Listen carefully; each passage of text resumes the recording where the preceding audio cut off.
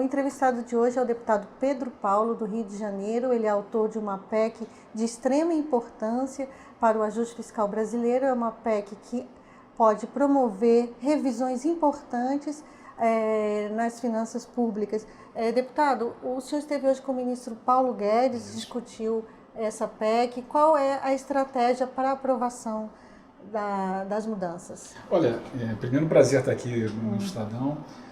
A reunião foi importante para que a gente pudesse fazer alguma convergência técnica, e a outra questão é uma estratégia política para que nós possamos nos fortalecer para que a PEC possa cumprir as etapas na Câmara. Então foi extremamente positiva, vários técnicos do governo... O governo vai apoiar, deputado? O governo vai apoiar.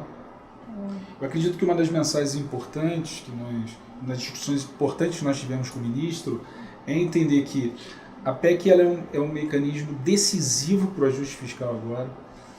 A gente tem hoje no orçamento total brasileiro 1 trilhão e 400, 96% está amarrado em despesa obrigatória.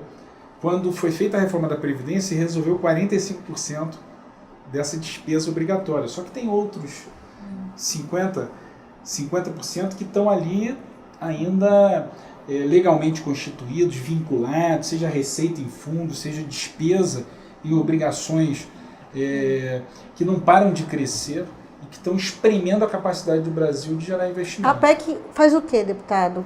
Olha, ela aciona medidas para atacar o problema central, que é a despesa obrigatória, o tamanho dela e como ela cresce. Entendendo que esse é o câncer e que estourar, aliás, a gente já tinha estourado o resultado primário. O Brasil está em déficit primário desde 2014, que a primeira regra fiscal... Está no vermelho, né? Está no vermelho.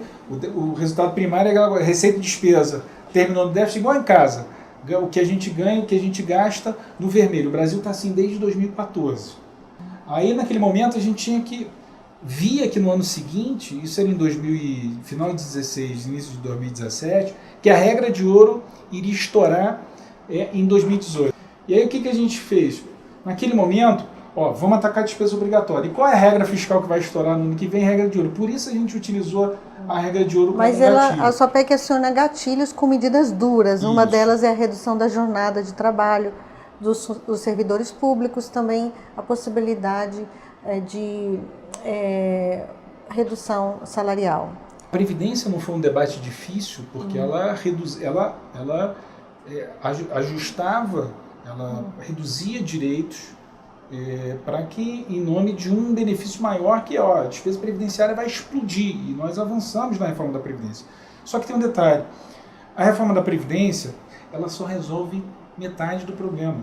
Tem a outra metade, são as outras despesas obrigatórias, que é o que a minha PEC ataca. Ela é uma PEC que vai garantir um ajuste maior do que o da Previdência? Ela garante o ajuste do tamanho ou maior do que a Previdência imediato. E por quê? Porque você pode explicar? Porque, por exemplo, os efeitos da Previdência elas são espalhados no tempo. A diferença da minha PEC é que ela aciona os gatilhos de imediato e o efeito é já no primeiro ano. 102 bilhões de efeito no primeiro ano. Então o orçamento de 2020 já começa com esse ajuste? Ele começaria, uma vez a PEC aprovado, já disparado os gatilhos, porque a regra de ouro já foi estourada esse ano, ele já começaria automaticamente e já produziria nos 12 meses seguintes à promulgação cerca de 100 bilhões de reais. Deputado, de economia. Qual a medida do gatilho que o senhor considera mais importante na sua PEC? Todos eles são importantes porque eles têm um aspecto, primeiro, pedagógico, de chamar a sociedade e de dizer para a sociedade, olha, todos estão contribuindo com esse ajuste que o Brasil precisa fazer. A gente precisa ter a consciência de que se não fizer esses ajustes, o dinheiro é finito, ele acaba. Ou nós vamos continuar como agora, endividando.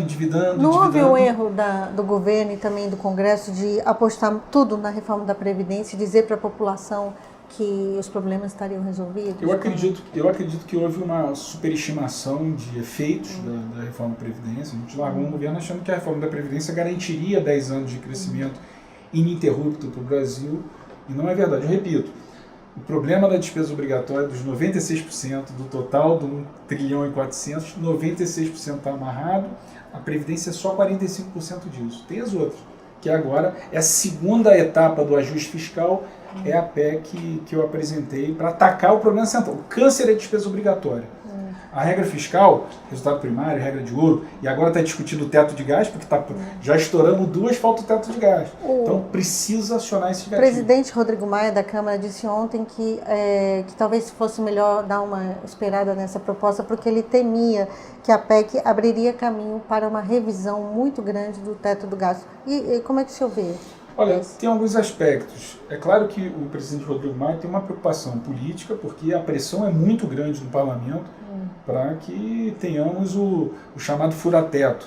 O problema é que, dada a nossa crise, não dá para a gente reduzir, flexibilizar em hipótese alguma o teto de gasto. Então, essa é uma primeira preocupação do Rodrigo. A segunda é como compatibiliza a minha PEC e como é que ela se encaixa na discussão que o ministro da Economia, Paulo Guedes, tem dito do Pacto Federativo, das grandes desvinculações do orçamento e tal. Então, eu acredito também tinha uma dúvida do presidente de que como essas duas propostas elas se complementariam, ou se uma prescindiria da outra. E o que foi importante também, Adriana, na reunião hoje com o ministro Paulo Guedes, é que houve absoluta convergência e o entendimento do próprio ministro da sua equipe que a minha PEC é um passo decisivo, urgente, imediato e decisivo para construir uma proposta de pacto federativo, porque ela incorpora desindexações, desvinculações, e que são importantes para imaginar um futuro, o pacto federativo em curso. Ok. Um novo pacto federativo. Muito obrigada, deputado. Obrigado, Adriana. Obrigado a todos vocês.